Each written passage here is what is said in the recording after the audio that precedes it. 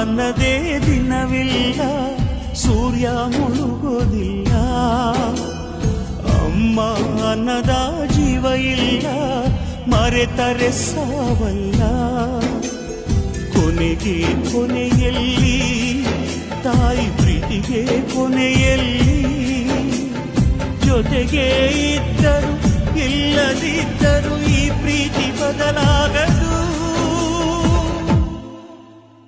ದೇವರು ಬರೆದ ಕಥೆಯಲ್ಲಿ ಕೊನೆಯ ಪುಟವೇ ಮೊದಲಿಲ್ಲಿ, ಹೆತ್ತವಳು ಬರೆದ ಕಥೆಯಲ್ಲಿ ಕಂದನ ಪ್ರೀತಿಗೆ ಕೊನೆಯಿಲ್ಲಿ.